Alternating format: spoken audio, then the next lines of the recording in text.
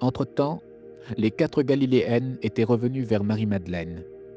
Près de l'entrée de la tombe, elles s'assirent sur une pierre. Elles n'avaient pas imaginé un seul instant que le Maître était ressuscité. Elles s'interrogeaient sur la manière dont on avait kidnappé son corps charnel. Marie-Madeleine se mit à sangloter. Tout en pleurant, elle se pencha pour regarder vers l'intérieur du tombeau. Ce fut alors qu'elle aperçut 2 êtres vêtus de blanc. C'étaient 2 frères aînés de l'Agartha. On aurait pu facilement les confondre avec 2 anges. Ces êtres se trouvaient assis, l'un à la tête, l'autre aux pieds, à l'endroit où avait reposé le corps de Jésus. Ceux-ci lui demandèrent « Pourquoi pleures-tu? Qui cherches-tu » Marie-Madeleine ne fut pas outre mesure choquée par l'apparition de ces 2 êtres de lumière. Elle était trop plongée dans sa tristesse. Elle leur répondit « On a enlevé mon Seigneur et je ne sais pas où on l'a mis. » À ce moment-là, Marie-Madeleine eut le réflexe de se retourner. Son regard rencontra celui d'un autre homme qu'elle prit pour le jardinier et qui lui dit « Pourquoi pleures-tu » Marie de Magdala lui dit alors « Si c'est vous qui avez enlevé Jésus, dites-moi où vous l'avez mis et j'irai le prendre. » À cette demande, Jésus répondit « Marie, c'est moi. Tu ne me reconnais pas ?» Marie se tourna vers le Maître. Elle avait si souvent entendu cette voix familière, pleine d'affection et de tendresse sympathique à son égard. Elle s'écria « Rabboni, c'est toi ?» Et elle voulut le toucher. Jésus fit un écart et lui dit « Non, Marie, ne me touche pas, car je ne suis pas encore remonté vers le Père. Ne t'ai-je pas promis en Galilée que je ressusciterais ?» Jésus se tenait devant Marie, dans sa forme glorifiée, dans la forme de tous les mortels qui accéderont à la résurrection sur le plan causal lorsqu'ils seront jugés dignes de sortir du cycle des réincarnations terrestres. C'est pour cela que Marie de Magdala ne l'avait pas de suite reconnu, ainsi que Joseph d'Arimathie. Le Maître était réellement changé. Jésus reprit la parole en disant « Va près de mes frères et dis-leur, je monte vers mon Père et votre Père, vers mon Dieu et votre Dieu. » Toutes les Galiléennes présentes reconnurent effectivement que c'était bien le Christ, leur Maître et leur Seigneur, qui se trouvait devant elles. C'est pourquoi, sans hésitation, l'âme remplie de joie, elles s'agenouillèrent devant lui pour l'adorer. Avant de disparaître, Jésus leur dit « Je resterai quelque temps avec vous dans cette forme. Allez toutes trouver maintenant mes apôtres, allez trouver Pierre, et dites-leur à tous que je suis ressuscité et que vous avez eu un entretien avec moi. » Sur ces paroles, le Maître disparut à leurs yeux comme par enchantement. Les 5 femmes ne sentaient plus leur joie. Toute la tristesse et le poids de leur deuil des jours précédents furent effacés en un clin d'œil. Il n'y avait pas sur terre de femme plus heureuse qu'elles.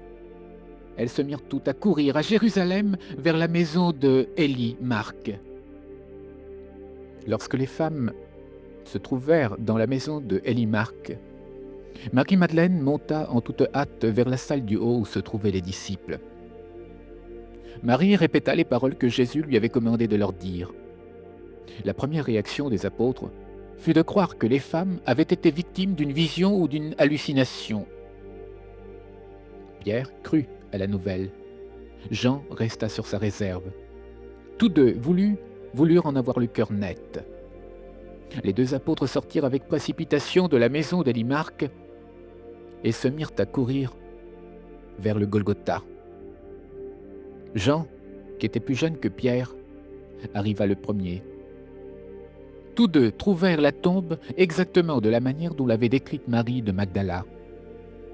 Ils examinèrent de près les linges et les bandelettes funéraires. Marie-Madeleine, qui était restée avec les autres apôtres, fut fort déprimée de constater qu'on mettait en doute ses paroles. Les disciples ne la prenaient pas très au sérieux. On savait que le chagrin l'avait abattue, mais pas au point de la faire dérailler mentalement. Marie quitta donc la salle au moment où Pierre et Jean revenaient de leur incursion au tombeau vide. Elle voulait être sûre qu'elle n'avait pas rêvé. Quand elle fut de nouveau sur les lieux, elle s'assit au même endroit que précédemment.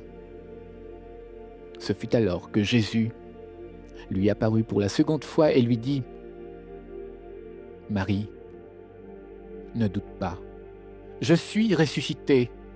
Va vers les apôtres et dis-leur que je les précéderai en Galilée comme je leur ai promis. »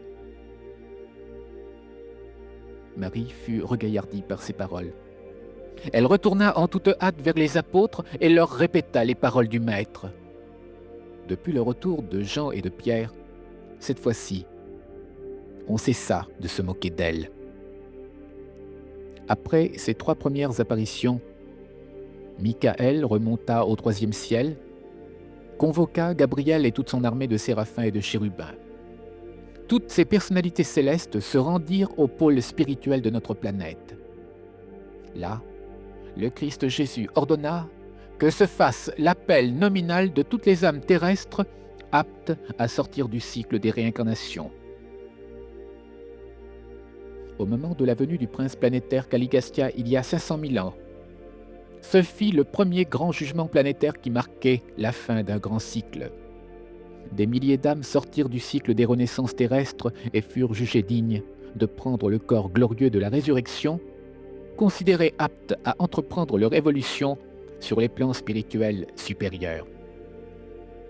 Maintenant, Michael s'apprêtait à prononcer le 3e grand jugement cyclique de notre planète. Devant les légions d'archanges, devant Michel, le chef des archanges, et devant Gabriel, le chef administratif de Nébadon, Michael tint le discours suivant. « Je suis le chemin, la vie et la vérité. J'ordonne que soient réunies en cet instant toutes les âmes qui, depuis l'époque d'Adam, ont mérité de sortir de la ronde des morts et des renaissances successives. J'ordonne que toutes ces âmes soient ressuscitées immédiatement dans la forme glorieuse immortelle des fils ascensionnels. » Sur ces paroles fit écho un son magique, et l'on vit des milliers d'âmes humaines se rassembler dans une certaine région du 3e ciel au pôle spirituel de notre planète. Toutes ces âmes furent prises en charge par les séraphins transporteurs de l'espace spirituel.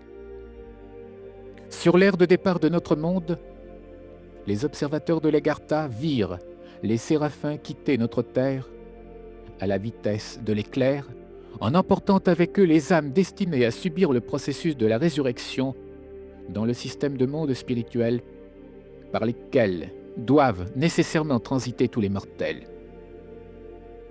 Ce fut ainsi que dans le monde correspondant, ces âmes se réveillèrent dans les grandes salles de résurrection. Entre ces 3 grandes dispensations résurrectionnelles, notre planète connut des sorties intermédiaires exceptionnelles pour toutes les âmes qui avaient obtenu un certain statut spirituel, les rendant aptes à progresser dans d'autres sphères de vie. C'est ainsi que cycliquement, les âmes les plus spiritualisées sortent de notre plan d'évolution terrestre pour ne plus jamais se réincarner. Par conséquent, les âmes qui restent dans notre monde sont de 3 ordres. Celles qui, exceptionnellement, sont au service de l'Agartha, celles qui doivent continuer leur apprentissage ici-bas jusqu'à la prochaine dispensation résurrectionnelle, et celles qui ont encore beaucoup de chemin à parcourir avant d'atteindre le but fixé par la destinée divine. Il n'est donc pas étonnant qu'en dehors de la rébellion planétaire, notre planète semble laisser prédominer le mal. Ceci est normal, attendu que cycliquement, les âmes les plus avancées sortent du cycle terrestre d'évolution. Marie-Madeleine joua un rôle considérable dans la proclamation de la résurrection de Jésus-Christ. Elle rapporta les événements à la fille de Joseph d'Arimathie, qui ne savait pas que son père se trouvait à Arimathie. Celle-ci le croyait toujours en prison à Jérusalem. Les 4 Galiléennes, qui se trouvaient avec Marie de Magdala, allèrent trouver quant à elles Nicodème, David Zébédée et toutes les femmes cloîtrées dans la maison de Joseph d'Arimathie. Seul David Zébédée fut parfaitement convaincu de la résurrection du Maître. Ce dimanche matin, vers 9 heures, il convoqua d'urgence tous ses messagers dans la maison de Nicodème. Il leur tint le discours suivant. « Mes chers amis, j'ai une grande nouvelle à vous annoncer. Notre Maître est ressuscité. Il est apparu à Marie-Madeleine et à plusieurs autres femmes. Votre travail est achevé. Allez à Béthanie, dans la maison de Lazare, et proclamez la résurrection de notre Maître à Marthe et Marie. Puis, dirigez-vous vers tous les centres de croyants, chez nos frères esséniens et thérapeutes, et proclamez-leur la grande nouvelle. » David Zébédée prit congé de ses amis, tandis que ceux-ci prenaient le départ pour aller annoncer la nouvelle de la résurrection jusqu'aux confins de la Judée et de la Galilée.